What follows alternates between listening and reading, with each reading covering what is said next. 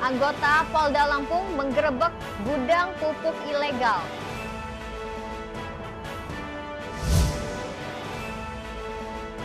Jelang Imlek, produksi kue tutun mulai meningkat.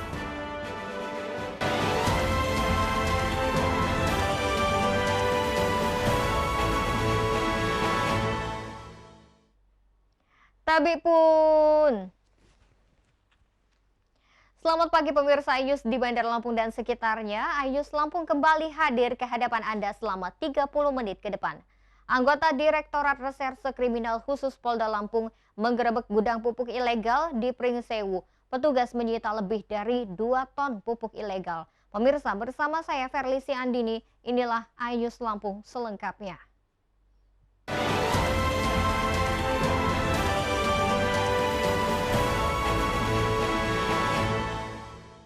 Direktorat Reserse Kriminal Khusus Polda Lampung menggerebek gudang produksi pupuk ilegal. Dalam penggerebekan ini, petugas menyita 2 ton lebih pupuk tanpa izin edar yang diproduksi oleh PT GAJ. Apa aja ini? Ini apa namanya? Ini sisa ayam. Anggota Direktorat Reserse Kriminal Khusus Polda Lampung menggerebek sebuah gudang produksi pupuk ilegal di Pringsewu. Dari gudang pupuk ilegal, petugas menyita lebih dari 2 ton pupuk ilegal dari berbagai merek. Alat berat yang digunakan untuk memproduksi pupuk juga ikut disita. Polisi memperkirakan omset PT GAJ dari hasil penjualan pupuk ilegal setiap tahunnya mencapai miliaran rupiah. Polisi masih terus mendalami kasus tersebut dan segera mengumumkan tersangka dalam kasus ini. Dari Direktorat Kriminal Khusus Polda Lampung, kita berhasil melakukan pengungkapan, yaitu yang bisa dibilang adalah penjualan pupuk tanpa izin edar, yang mana tidak terdaftar di kementerian. Pada saat ini memang untuk tersangka belum dapat kita hadirkan, dikarenakan statusnya saat ini kita masih melakukan pendalaman, akan tetapi dari segala bukti-bukti yang sudah kita dapatkan, itu sudah bisa kita bilang sudah memenuhi unsur 184 KUHP-nya. Mungkin tidak lama lagi kita akan tetapkan tersangka, ya. Kasus ini terungkap setelah adanya laporan dari warga tentang banyaknya pupuk yang tidak dilengkapi izin telah beredar di pasaran. Harga jual pupuk ilegal jauh lebih murah dibandingkan dengan produk lainnya. Dari Bandar Lampung, Andres Afandi, iNews melaporkan.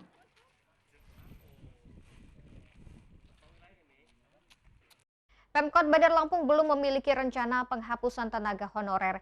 Saat ini Pemkot akan mengajukan tenaga honorer menjadi pegawai pemerintah dengan perjanjian kerja yang akan dilakukan secara bertahap.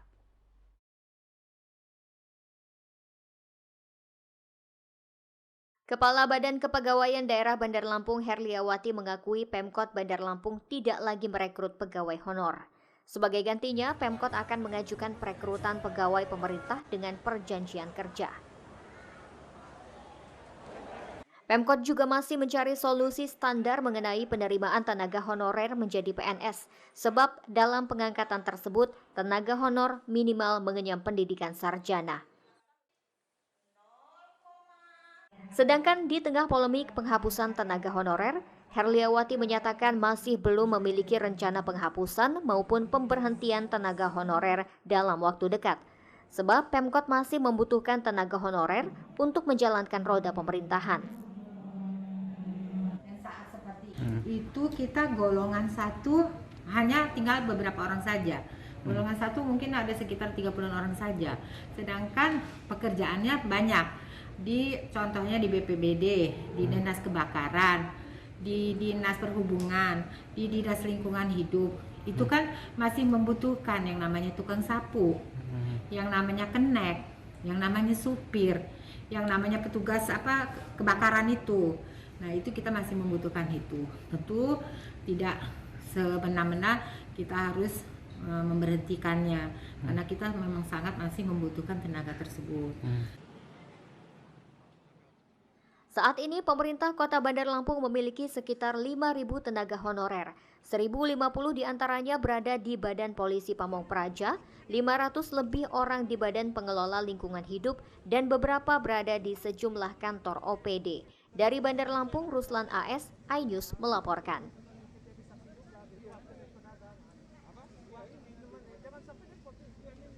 Pemkot Bandar Lampung tidak mengizinkan minimarket untuk menambah gerai selain di jalan protokol. Kebijakan tersebut untuk mendukung ekonomi pasar tradisional dan juga warung kelontong.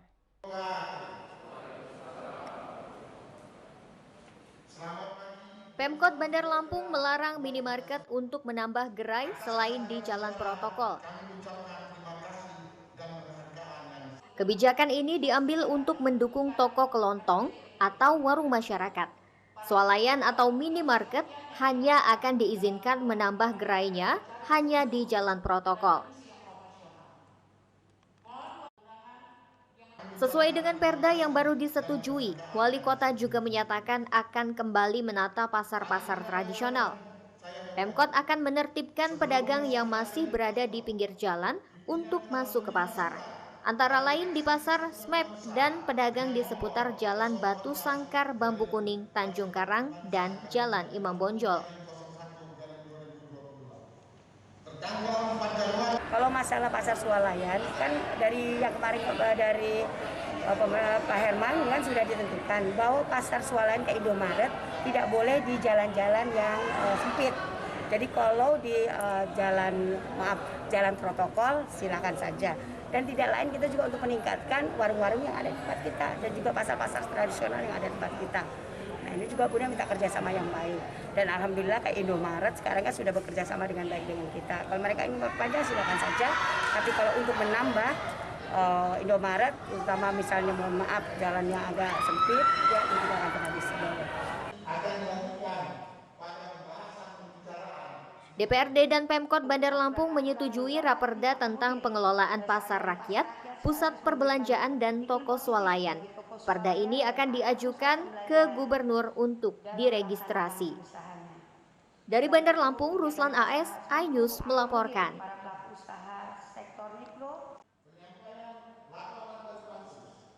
Pemirsa, setelah jeda pariwara berikut kami kembali dengan informasi.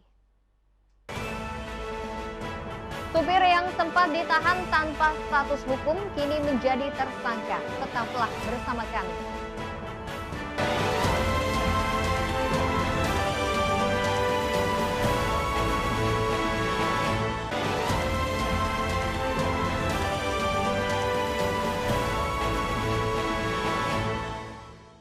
Pemirsa, Anda masih menyaksikan iNews Lampung. Polisi telah menetapkan Arsiman, sopir yang ditahan tanpa status di Polsek Tanjung Karang Barat, Bandar Lampung, sebagai tersangka. Arsiman kini menjalani proses hukum di Polres Indragiri Hulu, Riau.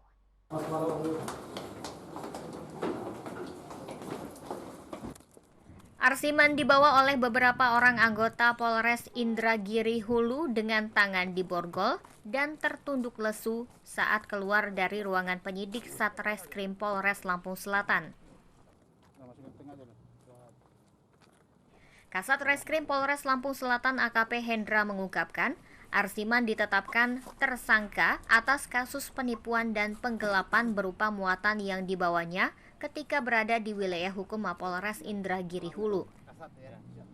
Berdasarkan informasi dari anggota Satreskrim Polres Indragiri Hulu, kasus tersangka Arsiman terkait dengan kasus pasal 374 KUHP atau penipuan dan penggelapan dalam pekerjaan.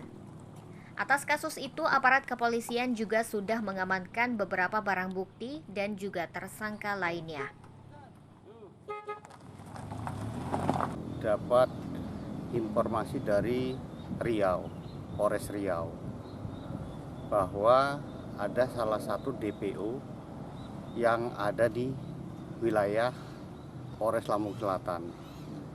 Setelah dikirim DPO ke kami, ternyata alamatnya ada di wilayah Ketibung. Setelah kami informasikan ke Polres Riau bahwa yang bersangkutan ada di rumah, makanya meluncurlah Polres dari Riau, unit reskrim ke sini sampai sini tanggal 25 hari Selasa. Saya perintahkan tim Jatanras untuk membackup Polres Reskrim dari Riau. Alhamdulillah tadi siang bisa diamankan dan saat ini langsung dibawa ke Polres Riau. Saat ini tersangka Arsiman dibawa ke Mapolres Indragiri Hulu untuk dilakukan penyidikan lebih lanjut terkait kasus tersebut. Dari Lampung Selatan, Heri Fulistiawan, iNews melaporkan.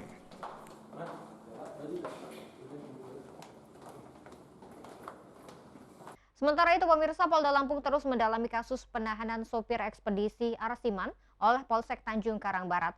Propam Polda Lampung sedang memeriksa pelanggaran kode etik yang dilakukan petugas kepolisian Tanjung Karang Barat.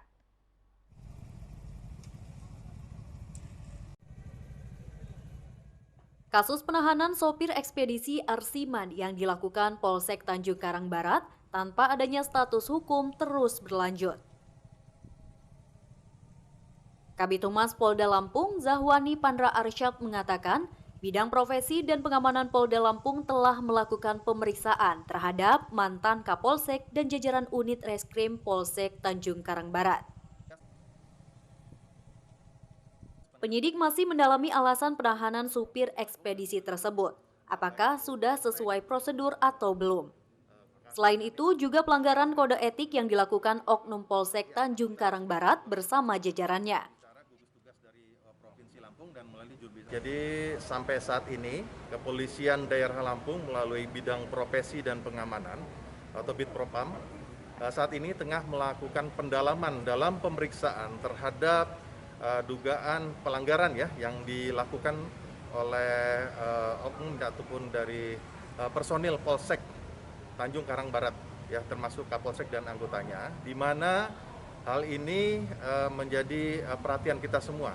Karena sebagaimana disampaikan penekanan oleh Bapak Kapolri, Jenderal Polisi Dr. Listio Sigit Prabowo, bahwa setiap anggota Polri harus dapat melakukan penerimaan pelayanan dan laporan dan juga harus sesuai dengan kode etik profesi kepolisian. Pandra juga menegaskan seorang anggota Polri dalam menjalankan tugasnya harus profesional dan prosedural. Untuk itu, pihaknya akan melakukan sidang kode etik dalam kasus penahanan supir ekspedisi tersebut. Dari Bandar Lampung, Ruslan AS, iNews melaporkan.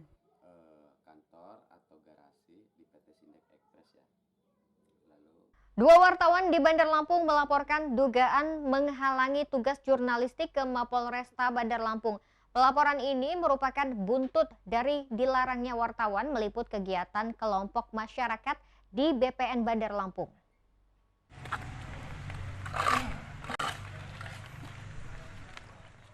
Dedi Caprianto dan Salda Andala, dua wartawan di Bandar Lampung, melaporkan Satpam BPN Kota Bandar Lampung ke Mapolresta Bandar Lampung. Satpam diduga telah mengancam kebebasan pers dengan menghalang-halangi kerja jurnalis dan mencoba merampas kamera saat meliput kelompok warga di kantor BPN. Dedi dan Salda berharap dengan laporan ini polisi bisa bergerak dan segera menindaklanjutinya, sehingga pelarangan liputan terhadap wartawan tidak terjadi kembali. Ya, hari ini saya dengan Salda melapor ke Polresta Bandar Lampung terkait kejadian kemarin terkait masalah kami meliput di BPN Kota Bandar Lampung yang dihalang-halangi oleh security BPN Kota Bandar Lampung. Ini yang kami laporkan terkait pelanggaran Undang-Undang Pokok PES nomor 40 1999 yang poinnya adalah yang menghalang-halangi kerja wartawan pada saat peliputan. Bahwasanya dengan adanya laporan kami ini, kami berharap untuk semua pelaku yang terlapor untuk segera dipanggil oleh Polres Bandar Lampung agar kejadian yang serupa seperti kami tidak terulang lagi ke depannya. Sebelumnya beredar video dua jurnalis di Lampung yang dihalangi satpam saat bertugas. Dari video terlihat salah satu satpam perempuan tampak langsung mencoba merampas kamera salah seorang jurnalis dan mencengkram tangan untuk menghalangi mengambil video. Dari Bandar Lampung, Ruslan AS, iNews melaporkan.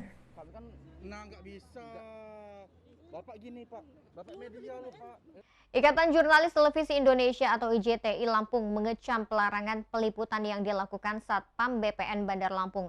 Perbuatan melarang jurnalis dalam peliputan bahkan hingga merampas alat kerja sudah masuk ranah pidana.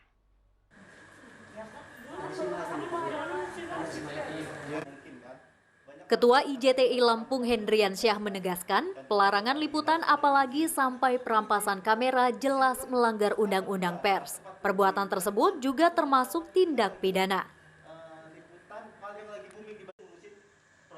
Perbuatan tersebut melanggar pasal 18 ayat 1 Undang-Undang Nomor 40 Tahun 1999 tentang Pers, yang berbunyi setiap orang yang secara melawan hukum dengan sengaja melakukan tindakan yang berakibat menghambat atau menghalangi kerja jurnalis. Pelarangan Satpam BPN tersebut sudah masuk ranah pidana karena telah melarang jurnalis dalam peliputan bahkan sampai ada perampasan. Berdasarkan video yang beredar, kamera wartawan Dedi sempat diambil.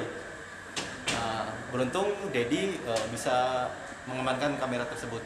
Kedua, setelah kasus itu selesai, oknum Satpam tadi dari informasi yang kami dapat meminta kepada saudara Dedi dan saudara Salda untuk menghapus foto ataupun video yang mereka ambil. Padahal jelas perilaku itu jelas sangat melanggar Undang-Undang Pers tahun 1999.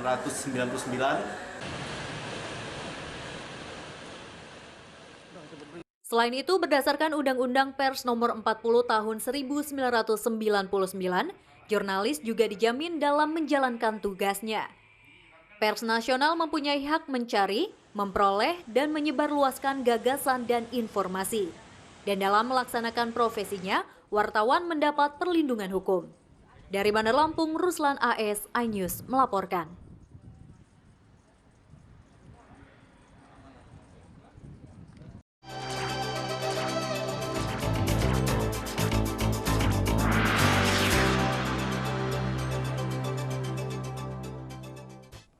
Komisi 4 DPRD Lampung Tengah menggelar rapat dengar pendapat membahas tentang 8 atlet taekwondo yang tidak bisa mengikuti ujian kenaikan tingkat.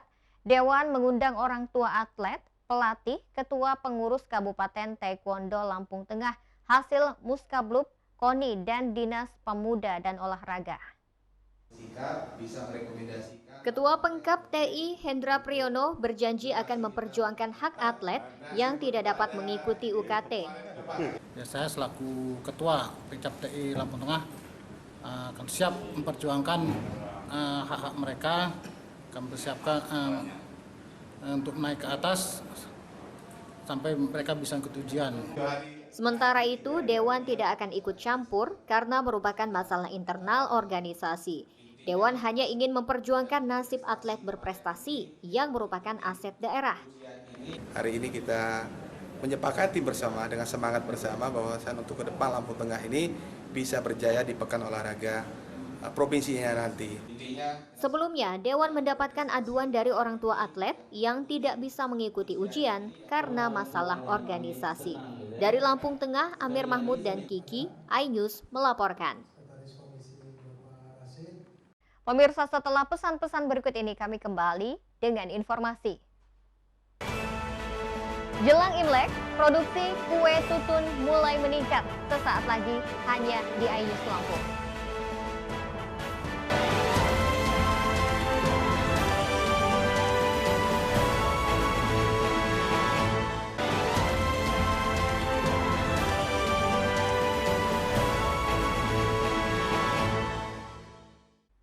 Pemirsa, terima kasih Anda masih bersama kami. Setelah sempat terdampak pandemi COVID-19 jelang Imlek 2022, pembuat kue tutun atau kue keranjang di Bandar Lampung mulai bergairah. Pada tahun ini, produksi kue tutun meningkat 65% seiring dengan meningkatnya pesanan.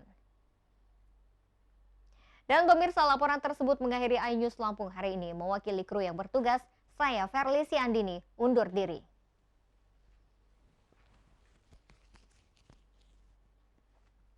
Bersama kita cegah penularan COVID-19 dengan mematuhi protokol kesehatan. Terima kasih dan sampai jumpa.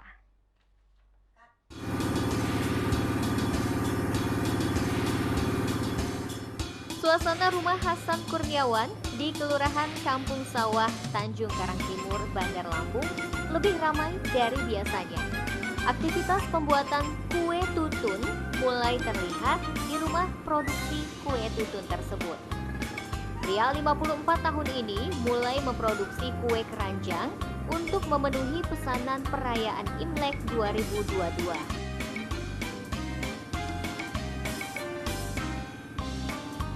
Pemilik rumah produksi kue keranjang Cap Teratai mengungkapkan, produksi kue keranjang pada tahun 2022 ini meningkat sekitar 65% dibandingkan sebelum pandemi COVID-19. Tahun ini, dia bisa memproduksi rata-rata sekitar 400 buah kue tutun per harinya. Kue tradisional ini juga hanya diproduksi setahun sekali. Kita dapat produksi kue tutun atau teman-teman bilang kue keranjang gitu prosesnya. Ya, kue ini kan kue khas Imlek yang dibuat setahun sekali. Kalau hari-hari biasa mau makan juga nggak ada barangnya. Jadi hanya setahun sekali adanya kue tutun ini, kue khas Imlek gitu.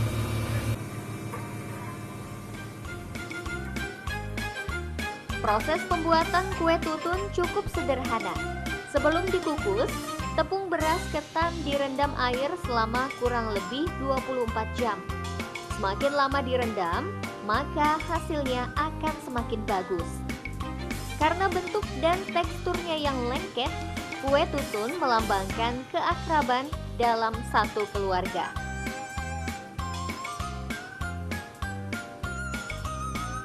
Jumlah produksi harian kue keranjang tersebut sebagian besar sudah dipesan lebih dulu oleh pelanggan.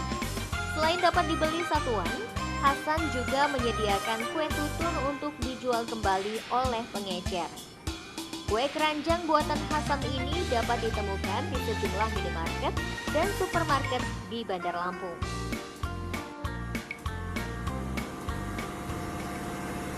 Kalau saya di sini pasarnya sementara tutup di tahun Bandar Lampung aja.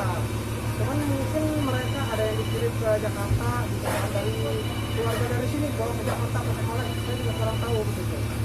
Cuman kalau dari pribadi kita di pabrik ini tutup Bandar Lampung aja.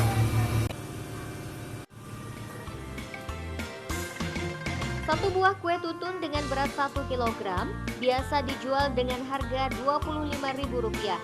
Untuk tahun ini, harga kue tutun yang dibuat dari berbagai macam olahan tepung beras ketan, gula merah, dan gula pasir tersebut sedikit mengalami kenaikan untuk menyesuaikan harga bahan baku yang naik. Sebelumnya, harga kue tutun sebesar Rp24.000 untuk ukuran 1 kg. Dari Bandar Lampung, Andres Afandi, iNews melaporkan.